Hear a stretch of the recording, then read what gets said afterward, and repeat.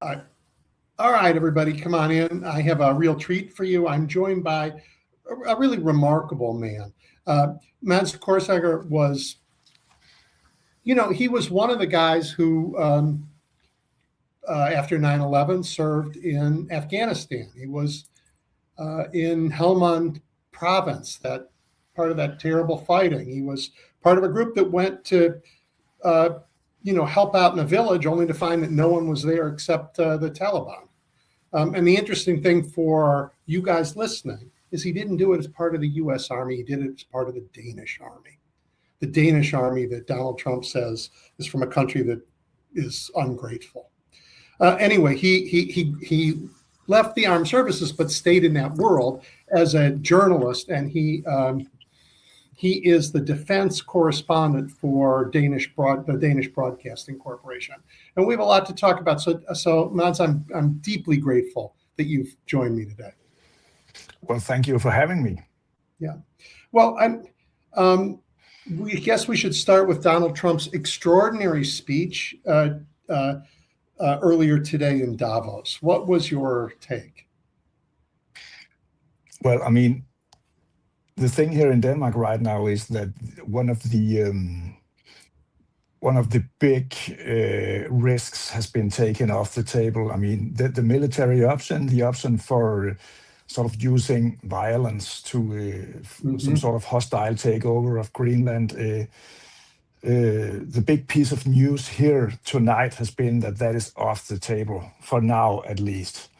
But still, it's in the backhead for everyone that the problem has not gone away, because Mr. Donald Trump is just as resolute in his words about having Greenland. But for now, the military option is off the table, and that military option was very disturbing to a lot of people. Also, people like myself, who has served side by side with the Americans, and the cooperation between Denmark and the USA.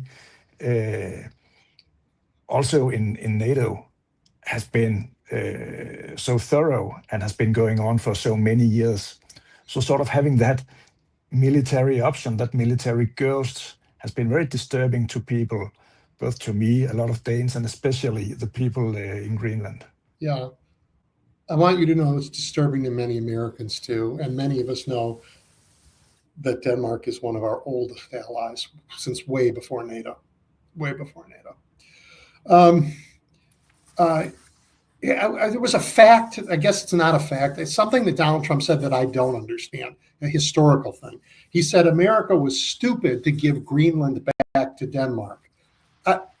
When did America ever have Greenland that it could give back to Denmark? I didn't understand that. No, I mean, the short version of that is that during the Second World War, Denmark was obviously occupied by Germany. And there was some years where Denmark could not have sort of the control over Greenland, because our government was not functional, our authorities was not functional, nothing was functional. And then the Danish ambassador in the US, he took a quick decision.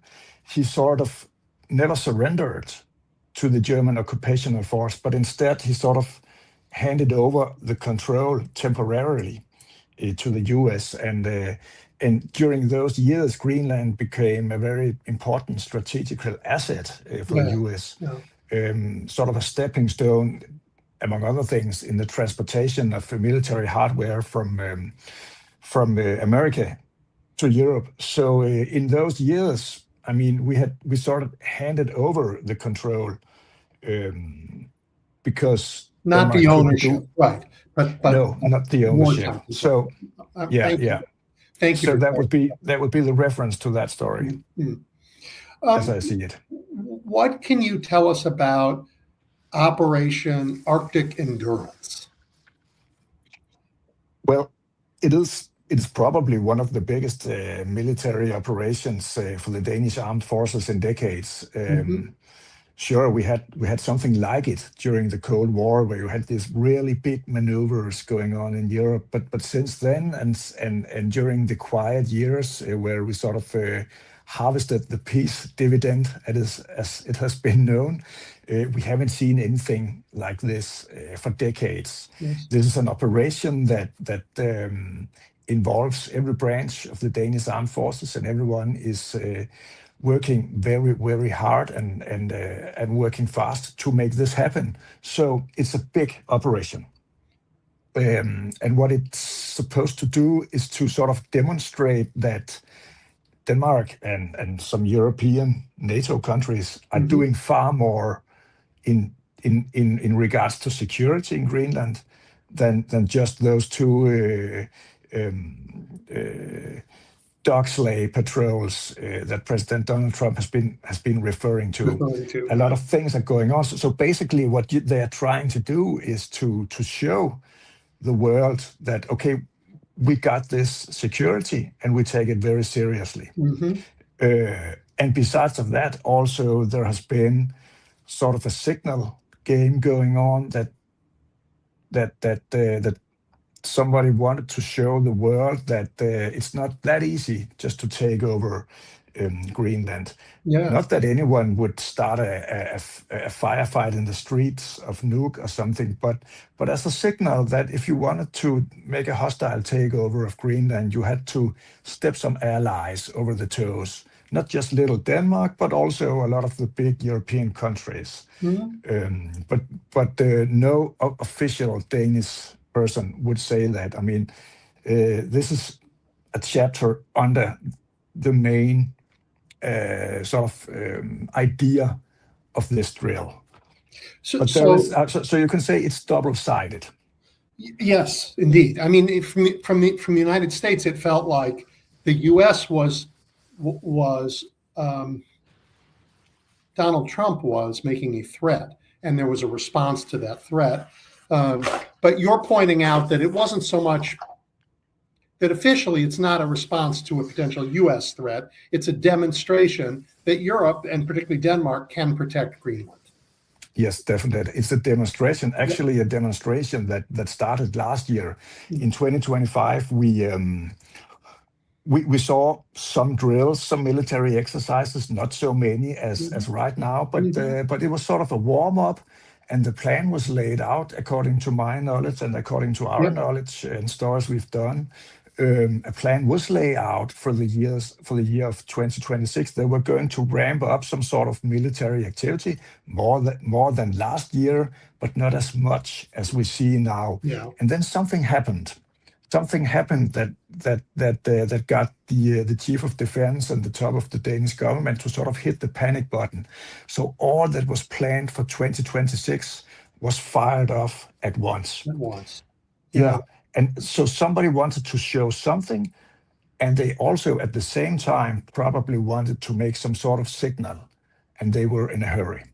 And just tell us, how big is it? What kind of equipment has gone to Greenland? And how many people, and what does that look like? Yeah, it's okay. So the perspective of this is that the Danish armed forces are quite small. So this this won't seem impressive to you, but still, this is sort of how do you say it? You know, this is a big thing for the Danish armed forces. But there are some units of soldiers. About 100 to 150 soldiers, both in the town called Nuuk and another town called Sønder Strømfjord, and that's not the name, but that's the name of the airport. So there's an airport there, and close to that there are some military facilities. So that's the land component of it. There's also some rather small number of other European countries. Most of them are staff officers, but especially France has deployed, I think the official number is 30 or something of their Arctic troops. So we got this land component, like maybe a couple of hundred soldiers. And then we've also got naval assets. All of the Danish Arctic patrol vessels. Today we got the news out that one of the Navy's frigates also joined.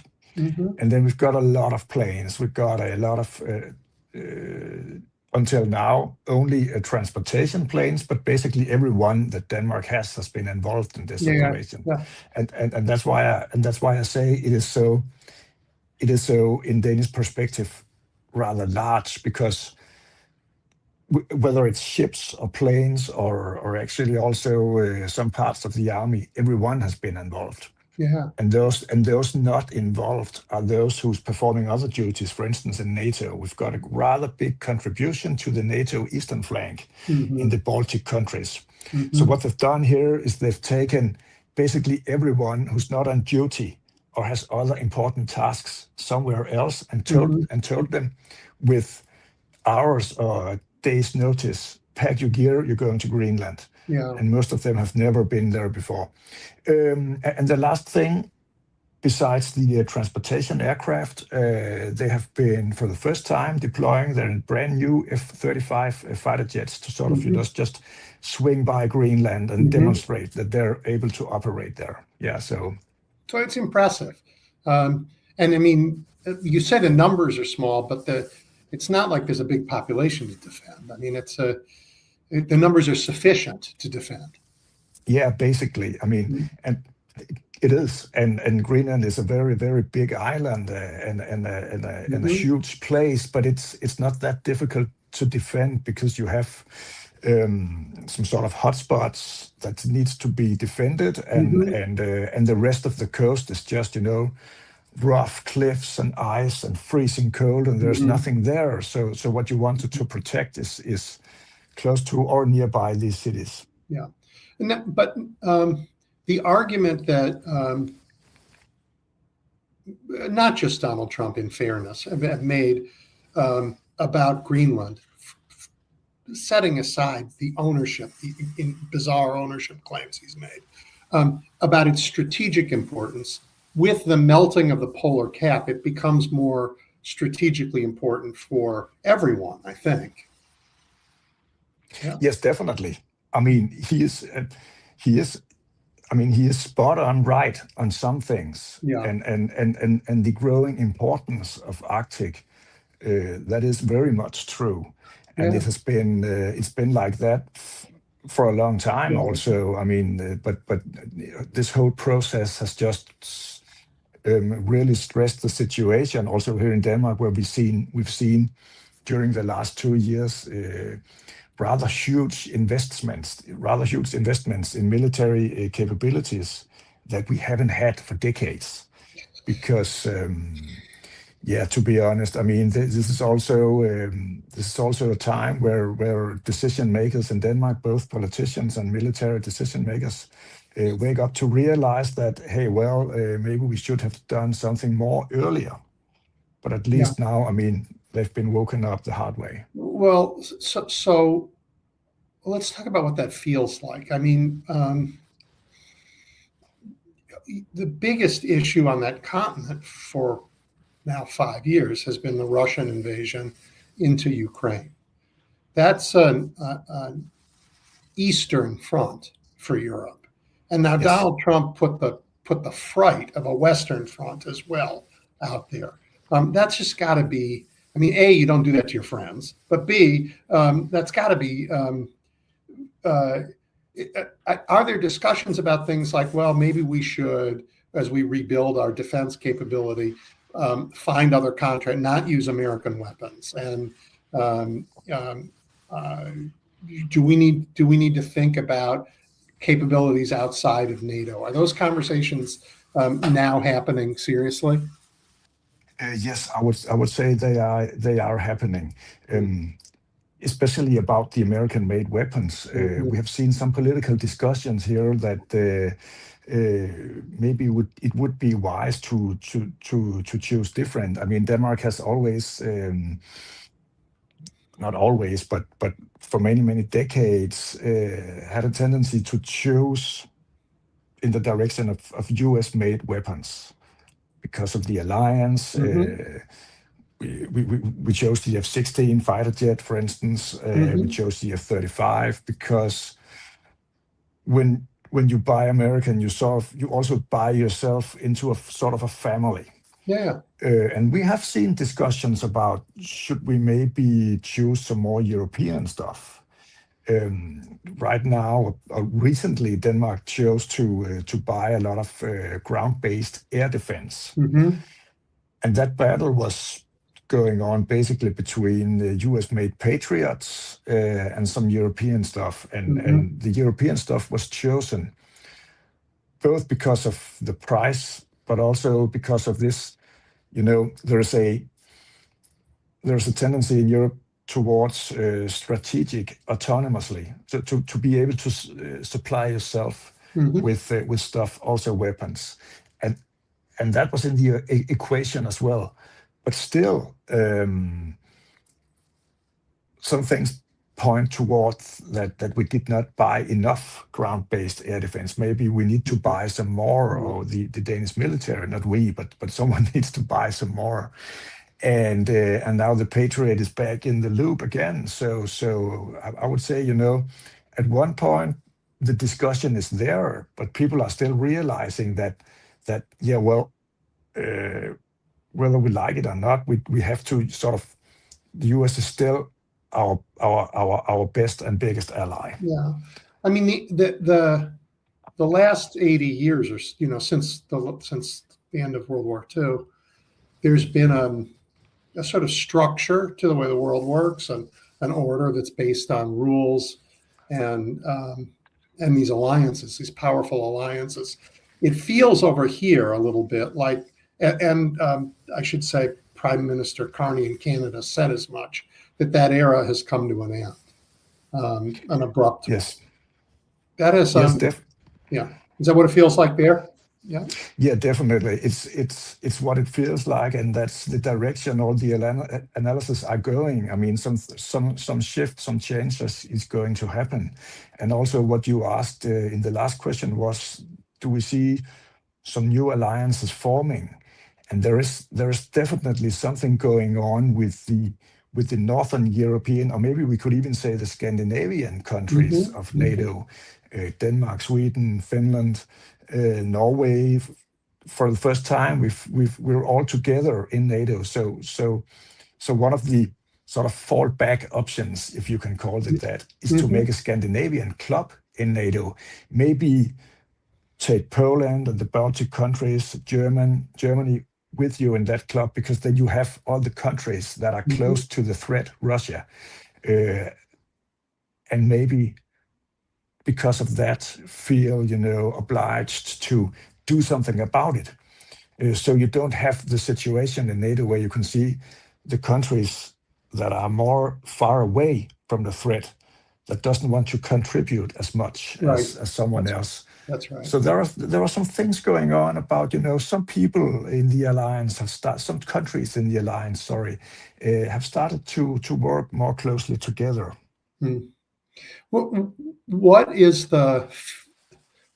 how does Europe understand the position of the United States when a delegation of United States senators comes to Europe and says, we don't want any part of this Greenland stuff. We value the alliance. We think this is silly. When the Speaker of our House goes to London and says, oh no, we have a long and lovely relationship and we want nothing but a long and lovely relationship. When our Treasury Secretary goes to Davos and says, we really want you to turn down the tension, de-escalate the tension. But the president goes and says, I'm taking Greenland one way or the other. How does Europe think about America when we send those mixed messages?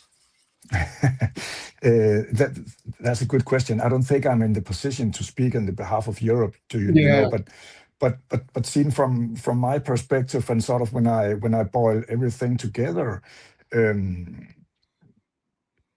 is a big understanding of the political landscape in the US right now is rather complicated, and people know that maybe the population is divided.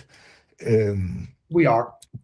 Yeah, and people know that. I mean, I guess you basically have, two camps shouting at each other, and right now the president of the one side of the camp is in charge.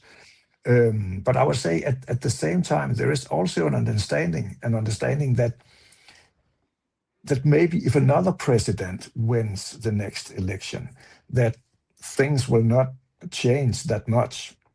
The message of that European has to be able to defend itself, I think that will stand, especially when we look at it with the security and military objects. I mean, so that understanding is rock solid right now, and much work is going on to secure that Europe will be able to do more self. Denmark as well. I mean, we are ramping up hugely for the defense spending. We've probably never done anything so much as fast right now. So that has other problems. Defense contracting tends to elbow out other things that the population wants the money spent on.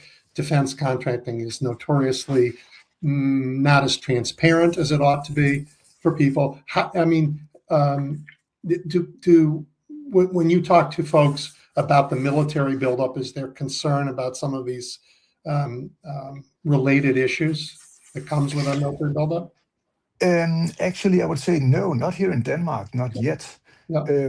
Recently, we did a poll, and we sort of asked the Danes, what do you think is the most important? And normally it's something like healthcare, school, gasoline prices or something. But this time, for the first time, actually, they said, well, it's the defense and security.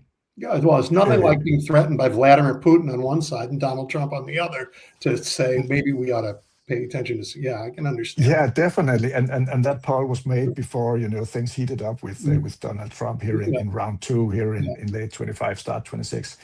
But the understanding in Europe is also that the closer you are to the threat, the more willing the populations are to spend more on military and defense and security. Because if you go to Spain or Italy, I mean, they don't believe that Vladimir Putin's tanks will come rolling over the mountains, and I think they are right. They're right. So in that part of NATO, you have another problem.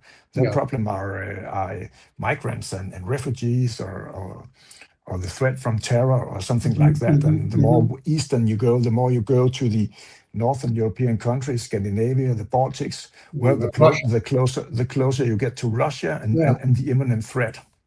So let's take a minute and talk about what's going on in Ukraine. And I know it's hard for me in the United States to know where my own government is on this. I knew when Joe Biden was president where America stood and what we were doing.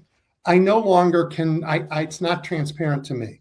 The words are all over the place, and I just don't know whether or not we are. I know we are not sharing weaponry. I'm not sure about intelligence, but what is the feeling in Europe about how that war is going and what role the United States is playing in it?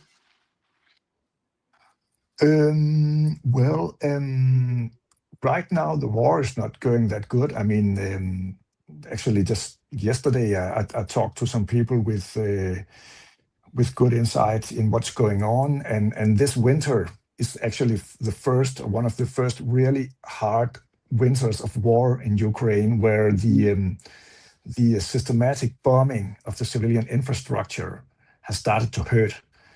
Kiev right now has got no electricity, they have got no water. The supporting countries have been providing a lot of air defense, but still has not been able to deliver enough to protect even the capital. So this winter really hurts. I mean, right now, Vladimir Putin has the upper hand. And that is why you see that they keep on bombing, and they won't negotiate about anything, because they are really having the upper hand. And one thing that 4 years of war has learned us, and especially the people who's dealing with defense and security, is that the loss of life is not a problem for Russia. I mean, the loss of a soldier, they can sustain thousands and thousands of dead soldiers coming home in coffins. And there is a realization that, hey, well, maybe Europe cannot, maybe the US cannot. I mean, so if we get in a fight with them, I mean, maybe they can outmatch us. Just being able to carry the burden of heavy losses. Yeah. That was a sidetrack. Sorry. Back to the Ukraine.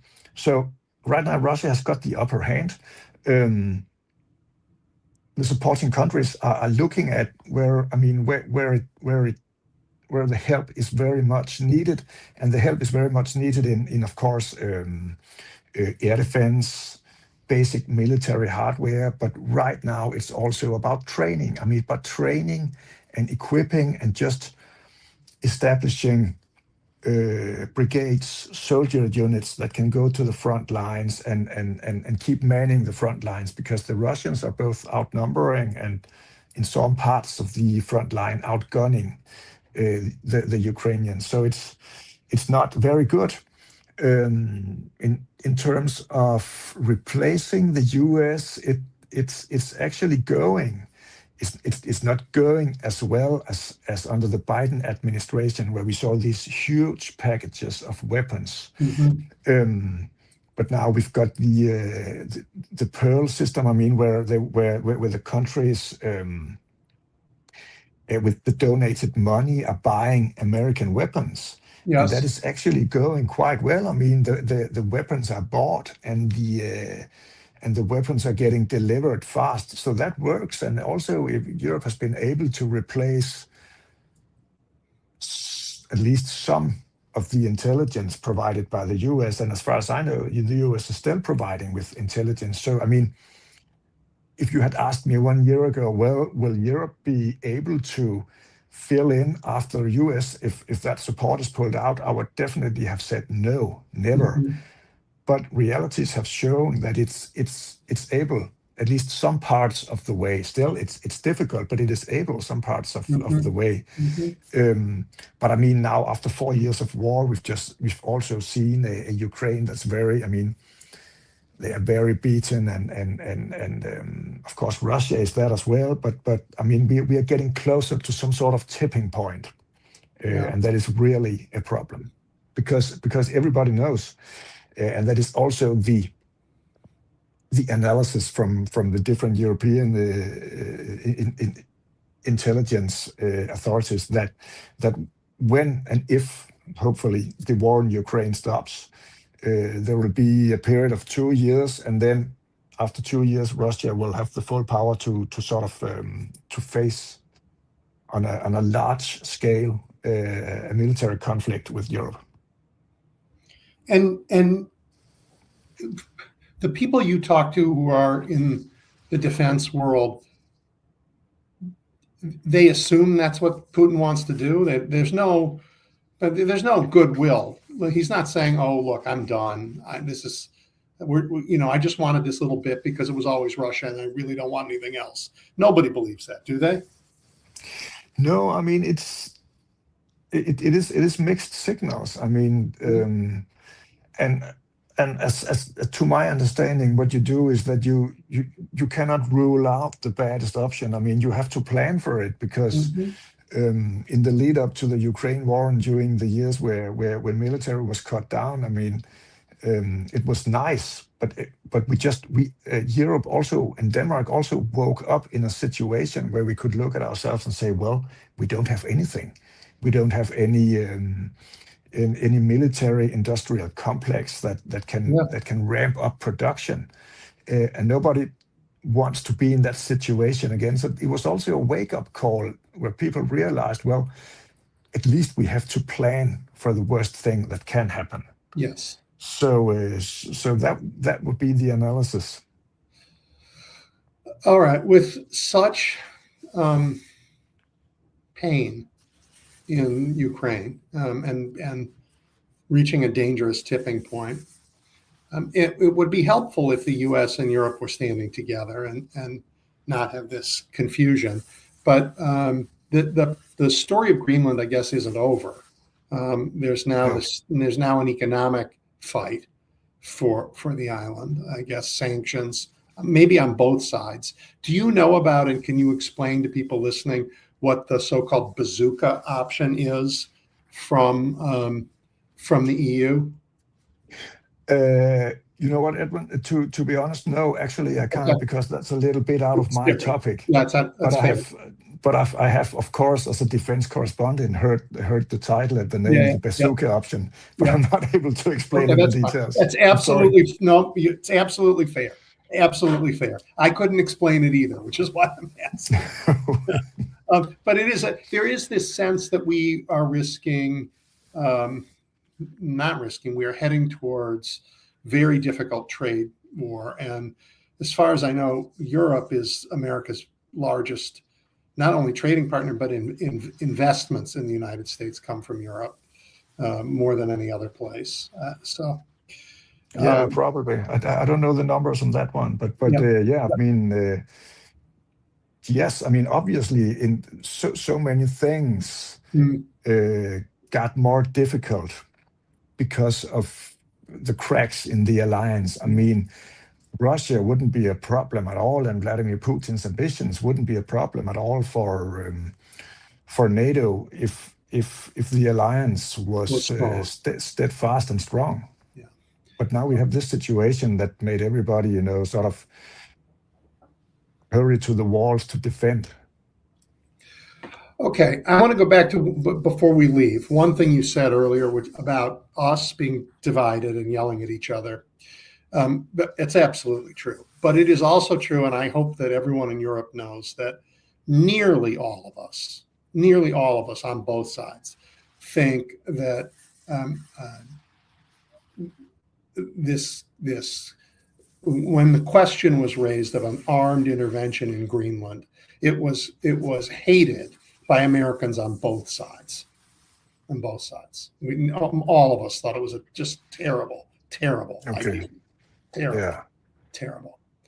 Yeah, and it's it's very interesting. It's very interesting you say that, because I talk to a lot of military persons who are, some of them are on exercises with colleagues from the US, or they've been on staff course and colleagues and whatever. I mean, it's all mixed together, and they say that they also, I mean, they get so many messages and signals or whatever from their uniformed colleagues across the pond, saying that, well, I mean, listen, this is not my opinion.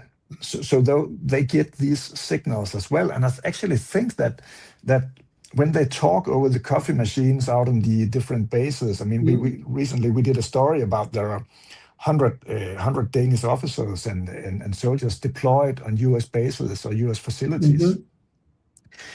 And what we found out is that mostly the talk going on right there on the ground over the coffee machines is not about that situation. I mean, it's more the daily grind, the normal work, but it's still this high political strategic situation going on a higher level. Yeah. We those of us who think like I think we're fighting for our democracy. Others think we're fighting for American power and prestige. I didn't understand that was ever an issue, but that's what half of the country is arguing about, and what that means to be an American, who gets to be an American. Those are the questions we are grappling with here, and they spill over into the world in complicated ways. And right. I'm hopeful we will get through it and come out the other side healthier country. Yeah, I must say, as a professional working with this, also as a defense correspondent, I mean, I must say it's very interesting times, and we also have the feeling right now that these are also historical times to be covering and to be working with as professionals. Yeah. Definitely. I mean, the events going on right now are so huge. Huge, that the strategically and words. technologically. I mean, Yes. your procurement's going to include a whole lot of drones for the first time. I mean, it's a whole different world. Yes. Yeah. Well, Mads, I can't tell you how much I appreciate your taking time. I know it's late in the evening there, and you have family obligations, and it's not like it isn't enormously busy in your day job these days. So I'm very, very appreciative of the time you gave to help us understand what's going on over there. Well, it was a pleasure to join. So thank you for having me. Yep. I will stay in touch because I fear this story isn't over.